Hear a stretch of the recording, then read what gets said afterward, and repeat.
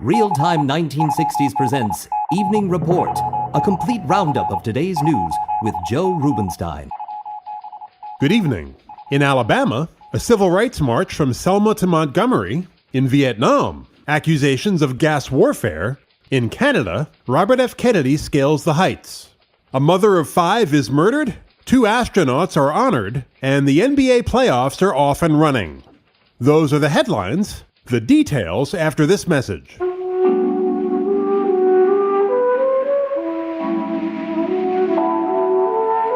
Revlon invents wet lipstick.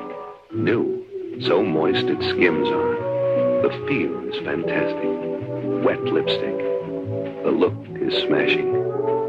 Soft. Shimmery. Distractingly sensuous. Moondrops wet lipstick, invented by Revlon.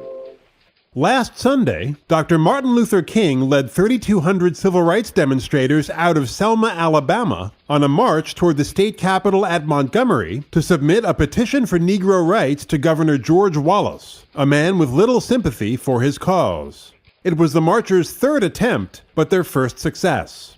On the first 2 tries, they were stopped by state troopers, the first time with tear gas and clubs.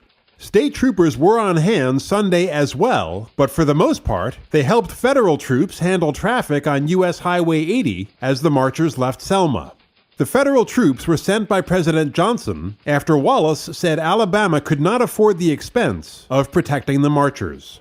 As the marchers crossed the Edmund Pettus Bridge, where they had been halted before, Dr. King told a reporter it was a great moment. Yes, it is a very high moment. I think a great moment in our struggle. The fact that so many people were brutalized at that very point, and today we can march by that point and continue to move, means that we are making progress and that we have touched the conscience of a large segment of our nation. He was asked if it was a sad thing that federal troops were necessary to guarantee the marchers' safety. Well, all of us feel that it is always too bad when federal troops have to be used in a nation or in a state where constitutional rights and privileges should be exercised without any problem. We should be able to march and not have any problem. But I think it's even more unfortunate that through irresponsible statements and actions, the governor of Alabama left President Johnson with no other alternative. Finally, Dr. King was asked if he thought the march would go off peacefully. Oh, I think so. I certainly hope so. There will be no violence from our side, and we hope that there will be none from anybody. We hope that this will be a peaceful, nonviolent demonstration of our determination to register and vote and to end police brutality and all of the other things that we've suffered here. On Tuesday, heavy rain soaked the marchers, but did not dampen their spirits. After the skies had cleared, a white nun from Kansas City explained her presence at the march. I've answered a call for the Interracial Council there in Kansas City to join the march here. These ideals that have been expressed here by all the people have been mine for a long time. I've had an opportunity to do something about it now.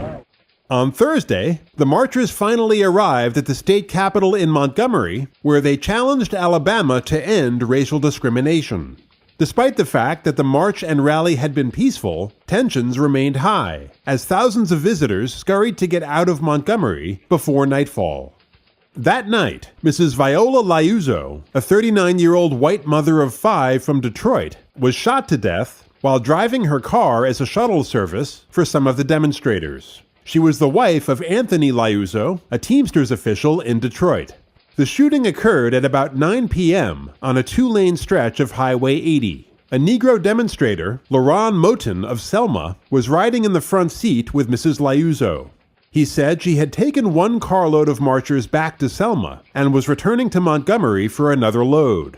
2 shots from a high-powered rifle were fired at the car from another car. 1 bullet hit the top of Mrs. Liuzzo's car, the other went through the driver's side window and struck her in the head.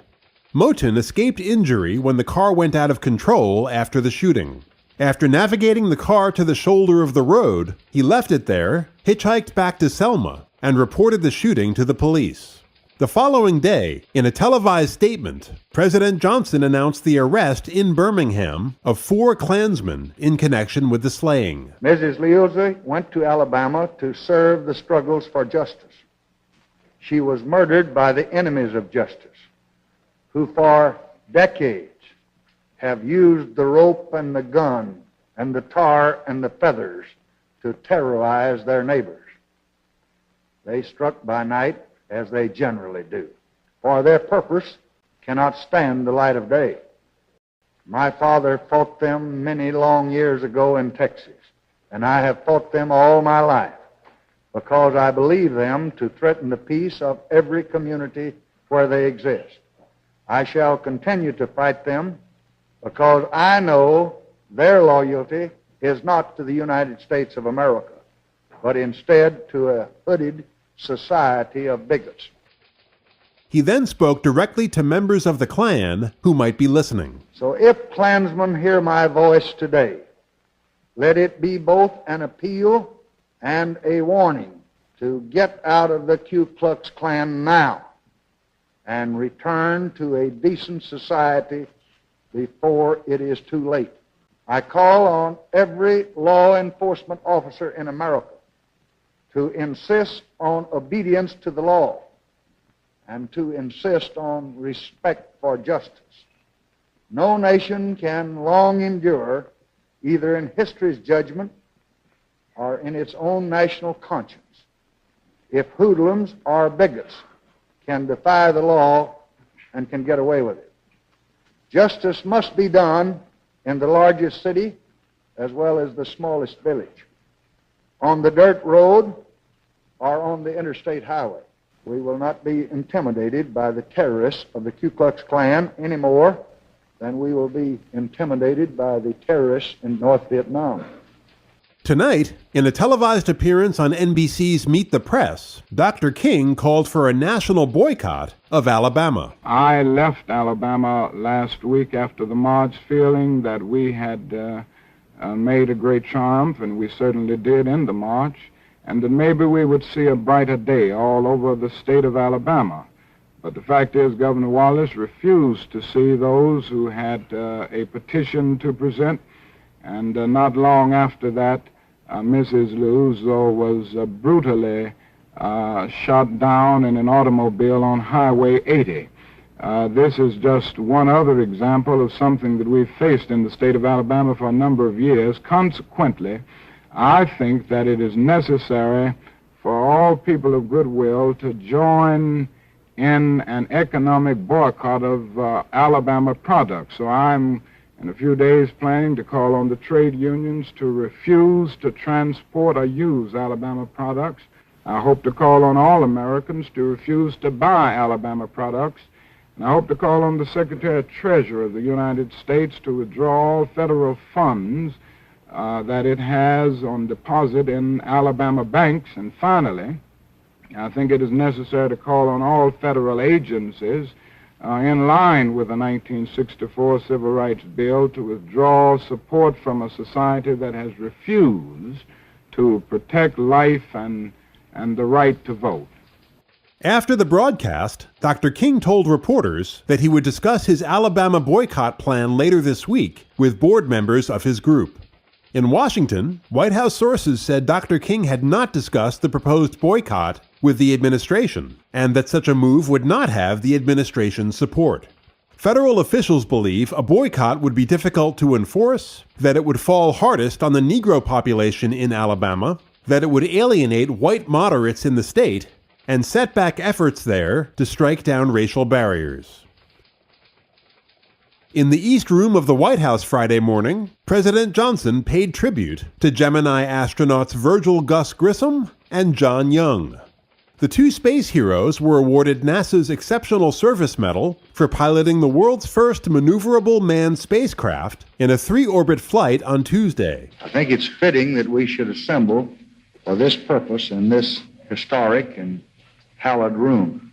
For 165 years, this room has witnessed great moments of our history, and it's known great men of our past, from John Adams to John Kennedy. A sense of history is present strongly here today. All of us are conscious that we have crossed over the threshold of man's first tentative and experimental ventures in space. The question of whether there would be a role for man himself in space is already firmly and finally answered, and answered affirmatively. Grissom and Young were the first astronauts to change orbits deliberately. They did so twice during their 3 trips around the Earth. Such control of the spacecraft will be essential for future flights, especially planned rendezvous missions and manned flight to the moon. I'll have more news for you after this message. If you took a shower every hour, you'd never need to worry about perspiration odor. That's not practical. But if you use Menon push-button deodorant daily, you can get deodorant protection almost like a shower every hour. Menon push-button dries on contact, and the only thing that touches you is protection itself. So it's great for the whole family. If you use Menon push-button daily, you can get deodorant protection almost like a shower every hour. Here again, Joe Rubenstein.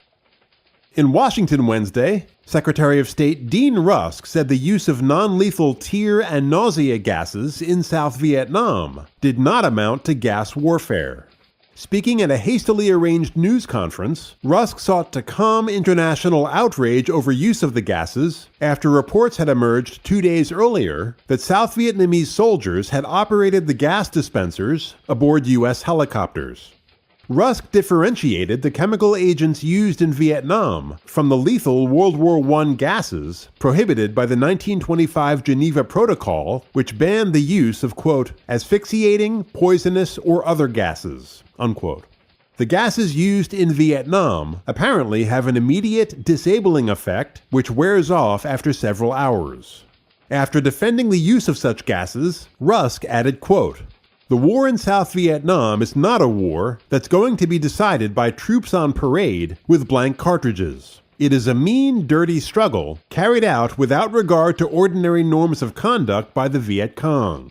Those who are concerned about tear gas, I would hope, would also be concerned about the fact that during 1964, over 400 civilian officials were killed and over 1,000 were kidnapped in South Vietnam by the Viet Cong. Among other civilians, 1,300 were killed and over 8,000 were kidnapped, unquote. The administration's view that the use of non-lethal gas is permissible under current codes of warfare was challenged by Democratic Senator Wayne Morse, an international lawyer and staunch critic of the Johnson policies in Vietnam. Senator Morse stated, quote, it is interesting to see how easy it is, once we depart from the principles of international law, to violate more and more of them, unquote. On CBS TV's Face the Nation earlier this month, a reporter, after noting that American pilots were now flying combat missions in Vietnam, asked Secretary Rusk why the U.S. was not sending ground troops into combat. Well, as a matter of fact, the South Vietnamese themselves have felt that ground combat personnel is not what is needed. They have very substantial armed forces that are fighting with effectiveness and with gallantry. There is a problem about foreign ground forces undertaking the kind of pacification effort that is required in South Vietnam. Therefore, we have felt that we should supplement, advise, do things which the South Vietnamese cannot do for themselves. But the South Vietnamese government has not asked for international ground forces to support their effort in South Vietnam. On Thursday, New York Senator Robert F. Kennedy landed in Seattle, Washington, on the first leg of his flight home after a conquest of the 13,900-foot Yukon Mountain named for his brother, John F. Kennedy. During the flight, the exhausted senator revealed that when he was about 900 feet from the ice-capped summit of Mount Kennedy, he had fallen through a crevasse when an ice bridge gave out from under him. He dropped through to his chest before the 50-foot rope linking him and James Whittaker, the climb leader, slowed the fall, enabling Kennedy to spread his arms across the top of the crevasse. Whittaker pulled him out. It was the first and likely the last mountain climb for Kennedy, who stated, quote, I didn't really enjoy any part of it, but I can understand why people like climbing. They are a special breed of man. But I have 9 children. I don't think I'll climb any more mountains, and I think I'll stay on the first floor of my house from now on, unquote. Sports, right after this. Would you give 75 cents for $1? This is Kirk Douglas, and I'm not selling money. Just reminding that United States savings bonds pay off like that in just 7 years. They're a great way to save for the future, and you can help your country besides. You can aim toward tomorrow by beginning today to buy United States savings bonds where you work or bank. President Johnson has said that savings bonds are the best investment anyone can make, and at the same time help our fighting men in Vietnam.